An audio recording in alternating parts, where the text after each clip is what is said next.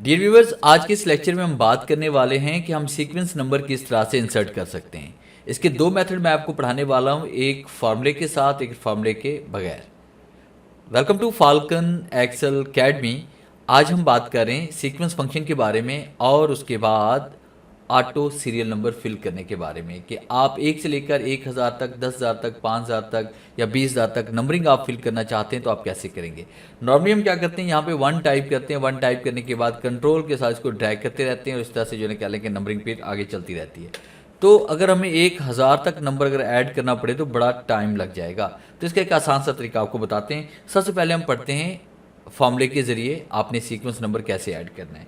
Is equal to right करते हैं और उसके बाद आपने सीक्वेंस टाइप करना है और यहाँ पे जितने नंबर्स आप टाइप करना चाहते हैं, यानी जहाँ तक सीरियल नंबर देना चाहते हैं, 1000 तक, 1500 तक, जैसे मैं 1500 तक यहाँ पे नंबर को ऐड करना चाहता हूँ। ब्रैकेट क्लोज करेंगे, इंटर प्रेस करेंगे तो आप देखें कंट्रोल डाउन एरो प्रेस करते हैं तो लास्ट 1500 तक आपके नंबर्स यहाँ पे ऐड हो चुके हैं।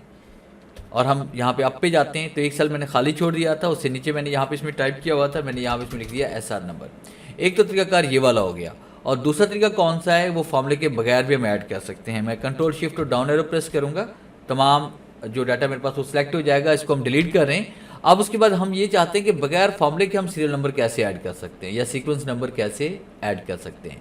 तो इसके लिए आपने होम पे आना है। होम पे क्लिक करने के बाद आपने फिल पे आना है और उसके बाद आप यहाँ पे क्लिक करेंगे सीरीज फिल पे और फिर उसके बाद आपने रो के अंदर नंबर फिल करना है या कॉलम के अंदर। तो हम यहाँ पे सीरीज इन करना चाहते हैं कॉलम। और उसके बाद यहाँ पे देखिए 1 टाइप किया हुआ है, उससे पहले आपने क्या करना है कि यहाँ पर भी आपने 1 टाइप कर लेना है और फिर यहाँ पे क्लिक करना है। फिर उसके बाद आपने फिल पे आना है, सीरीज पे आएंगे और कॉलम पे क्लिक करेंगे। यहाँ पे आपने स्टॉप वैल्यू कर लेते हैं, स्टॉप वैल्यू 1500 कर लेते हैं और ओके क्लिक करते हैं और कंट्रोल डाउन एरो प्रेस करते हैं। देखिए यहाँ पे 1500 तक आपके पास यहाँ पे सीक्वेंस नंबर ऐड हो चुके हैं।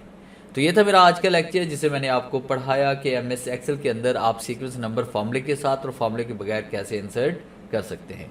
उम्मीद है आज के इस लेक्चर में ज़रूर कुछ नया सीखने को मिला होगा। तो मिलते हैं हम नेक्स्ट लेक्चर में, तब तक के लिए गुड बाय।